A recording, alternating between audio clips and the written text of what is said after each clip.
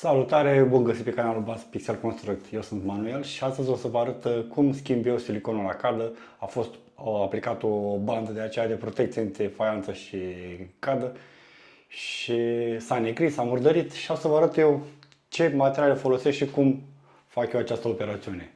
Este cada cu acel profil de plastic, eu l-am scos de aseară ca să fiu sigur că s-a uscat. Pentru îndepărtarea siliconului am cumpărat de la Sodal. E special pentru înlocuirea siliconului vechi. Voi aplica această substanță undeva la 10-15 minute, aștept, după aia o curăț.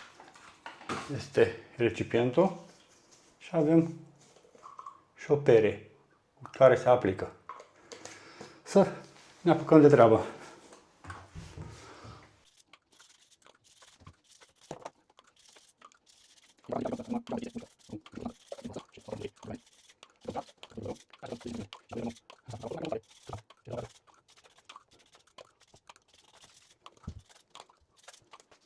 Au trecut aproape cele 15 minute și cu șpaclu încep să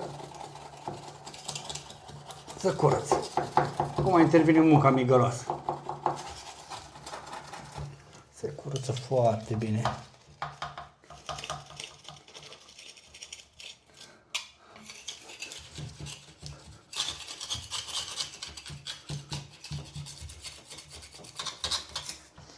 Iar așa se face până la capăt.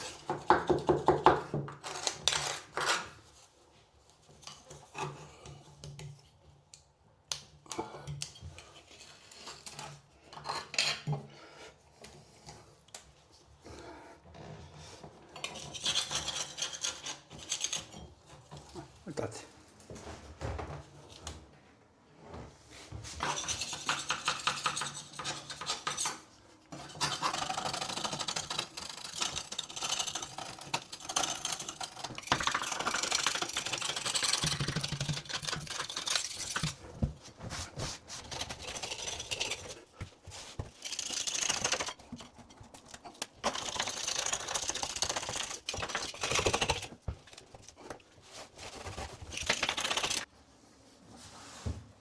Ideea este să nu apăsați prea tare pe șpacul să zgâriați calda sau faianța, da? Numai cât dați să se dezlipească acest silicon vechi și, cum am mai spus, unde rămâne, mai dăm o dată și mai dau o dată și mai fac aceeași operațiune. Având în vedere că 80% din ce a fost grosul s-a luat, la a doua aplicare funcționează mai ușor.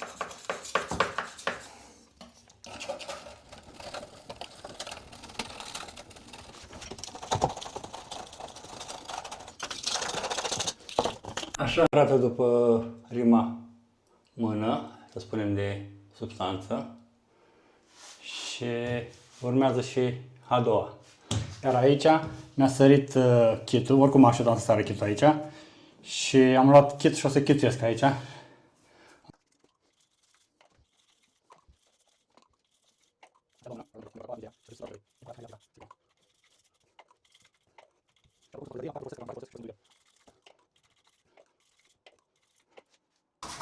Să ia bine.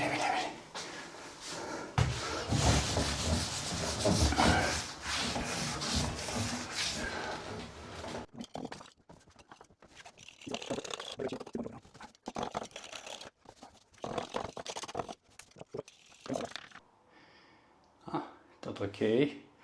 Acum urmează să mă ocup să pun kitul la loc aici. Am făcut kitul și apuc să chituiesc aici.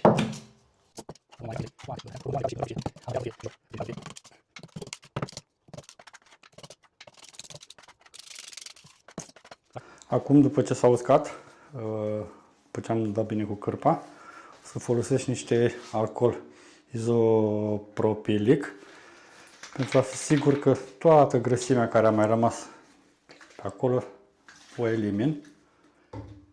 Să fiu sigur că mi se lipește al siliconul.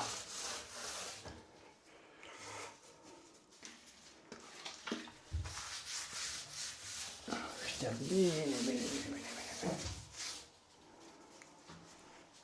Aplic banda de mascare pe colț.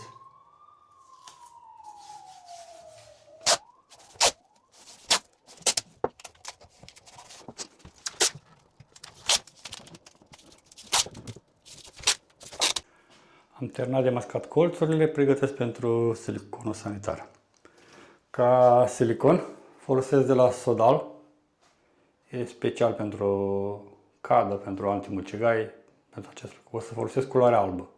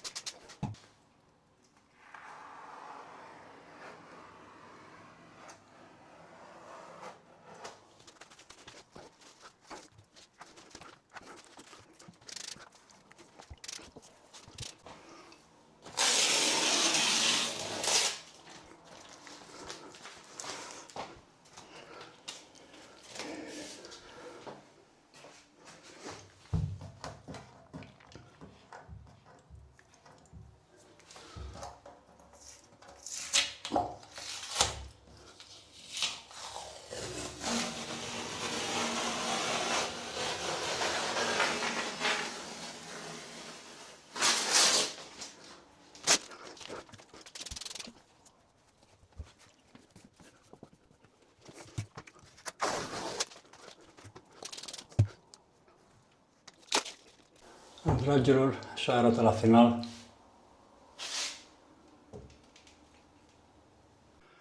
Aici se încheie videoclipul, sper că au fost informații utile și vă aștept și la următorul videoclip. Zi bună!